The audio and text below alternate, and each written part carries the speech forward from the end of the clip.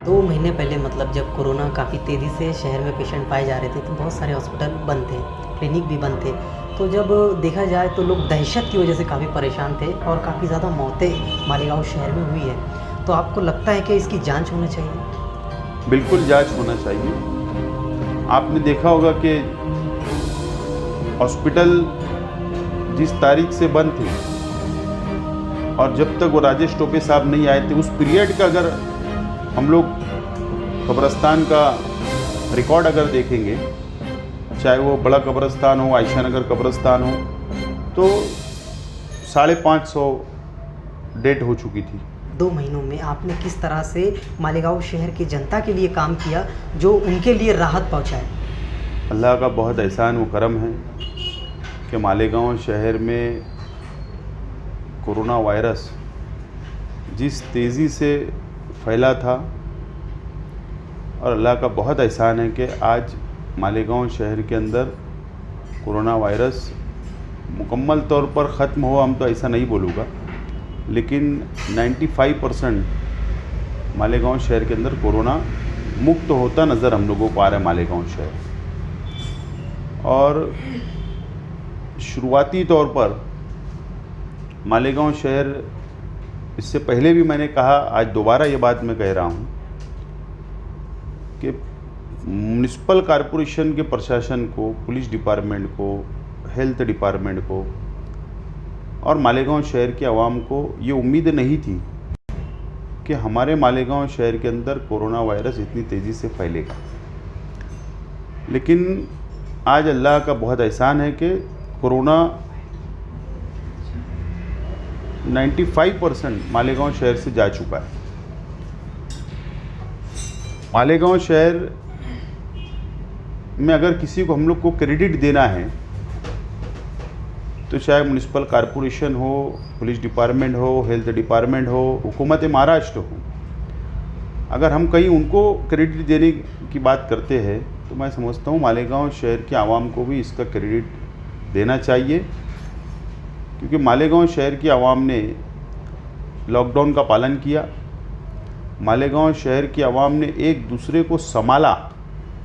ऐसे हालात में सोशल वर्कर फील्ड के ऊपर आए, अलग अलग मोहल्लों के अंदर आवाम की मदद करने के लिए सब लोग बाहर निकले, सोशल वर्कर, पॉलिटिकल वर्कर, और साथ साथ में बीओएमएस डॉक्टर ने जो कमाल बताया यहाँ पर, और जो लोग उन्होंने अपना रिस्क लेकर, अपनी जान का रिस्क लिया और फील्ड के ऊपर आए, अपनी ओपीडी शुरू रखा, क्लिनिक खोला, और मैं समझता हूँ कि ये सब लोगों को इसका मुश्तरका क्रेडिट जाना चाहिए, जो आज कोरोना मुक्त होता नज़र आ रहा है मालेगाँव शहर।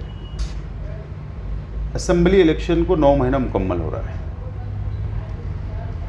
और मैं इससे पहले भी कहा, दोबारा ये बात कह रहा हूँ कि मालेगाँव शहर का नुमाइंदा एमएलए बिल्कुल नाकाम साबित हो चुका है।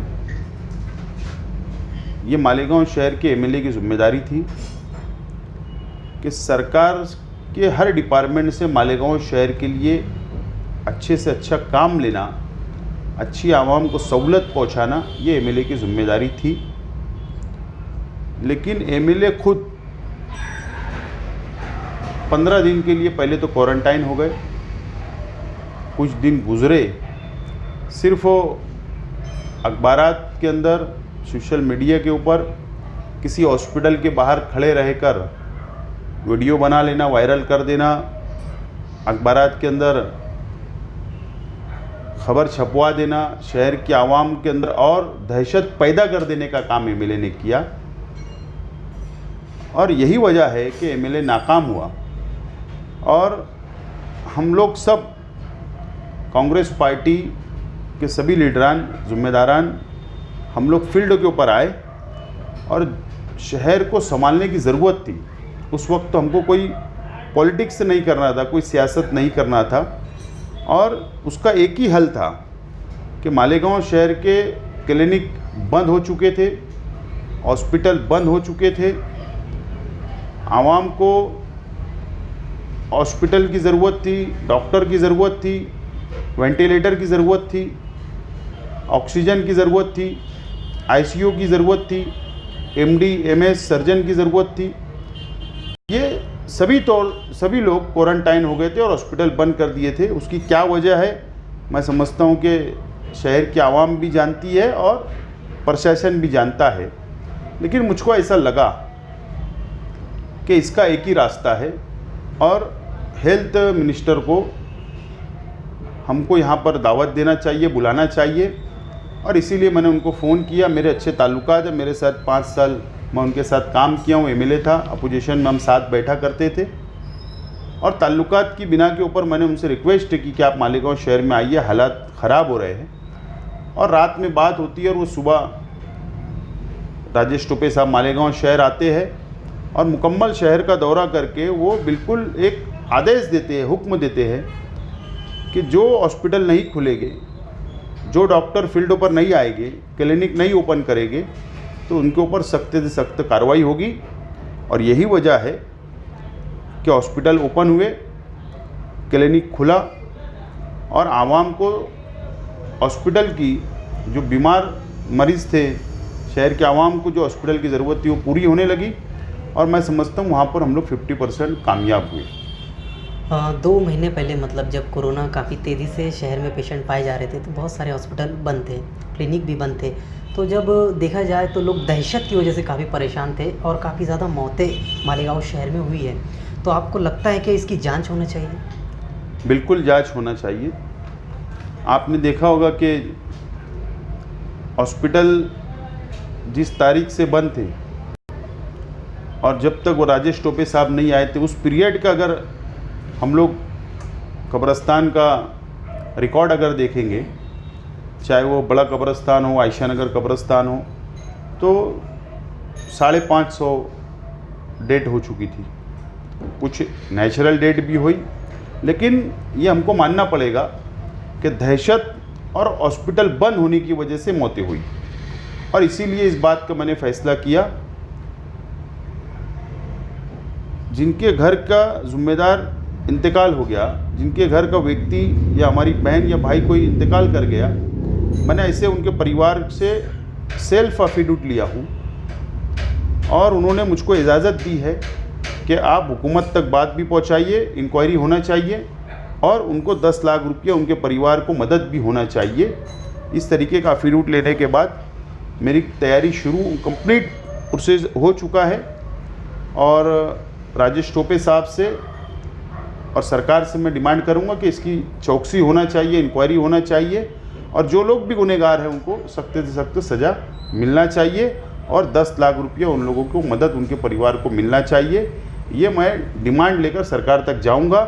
अगर सरकार ने भी हमारी बात नहीं माना तो मैं मुंबई हाई कोर्ट के अंदर जिन लोगों के घर के लोग इंतकाल कर गए उन लोगों को पिटिशनर बनाकर उनकी तरफ से मैं हाई कोर्ट के अंदर अपील दाखिल करूंगा और हम लोग इंसाफ मांगेंगे। से आप 5 साल एमएलए थे और गवर्नमेंट पर आपकी बहुत अच्छी पकड़ थी, तो उसका फ़ायदा लेकर क्या आप मालेगांव शहर के मतलब अभी स्टेबल होने लगा है? यहाँ पे 60% पावर लूम साइजिंग पे डिपेंड है। तो पिछले 2 महीने में पूरी तरह से पूरा लॉकडाउन था, पूरा कारोबार बंद था, तो इसमें इलेक्ट्रिसिटी का मेन मामला है, तो इसका बिल माफ़ होना चाहिए। इसको लेकर आप अपनी क्या बात रखें? कुछ नई नवेली सियासी पार्टियां तो अब मैदान में आ रही है। सबसे पहला अगर डिमांड किसने किया होगा महाराष्ट्र में, तो मालेगांव शहर से शेख आसिफ ने किया था और मैंने ये डिमांड पहले की कर दिया हूँ कि मालेगांव नहीं बल्कि महाराष्ट्र के घरगुती जितने भी कंज्यूमर्स है, ग्राहक है, उन लोगों का लॉकडाउन के पीरियड में कारोबार बंद था, इसके लिए बिजली बिल उनका माफ़ होना चाहिए। पहला डिमांड करने वाला मैं हूँ। ये तो अभी सियासत करने के लिए बाहर निकले और कारोबारी हालात जो है, अल्लाह का करम है कि शहर के आवाम इस बात की गवाह है कि पहले दिन से मैं हमारे मज़दूर साथियों के लिए मैं लड़ रहा हूँ और एक भी लड़ाई, एक भी केस पुलिस स्टेशन में दाखिल नहीं हुआ और मज़दूरों को हक दिलाने के लिए हम लोग ने लड़ा और हम लोग आइंदा भी लड़ेंगे। उसके बाद कारोबार शुरू करने की भी डिमांड मैंने ही किया था और बाकायदा टेक्सटाइल मिनिस्टर असलम शेख साहब को मैंने लेटर भेजा था और महाराष्ट्र के पावरलूम जितने भी शहर हैं वहाँ का कारोबार शुरू होना चाहिए, क्योंकि पावरलूम में सोशल डिस्टेंसिंग रहती है।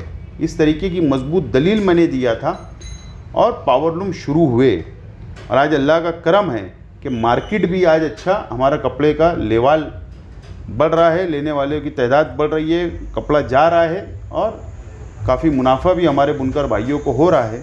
तो कारोबारी हालात भी अल्लाह का करम बहुत ठीक हो चुके हैं। अल्लाह से यही दुआ है कि कोरोना शहर से नहीं बल्कि पूरी दुनिया से ख़त्म हो जाए और कारोबारी हालात भी और हमारा शहर वापस पहले की तरह तेज़ रफ्तार से चल पड़े। यही हमारी भी ख्वाहिश और यही दुआ है।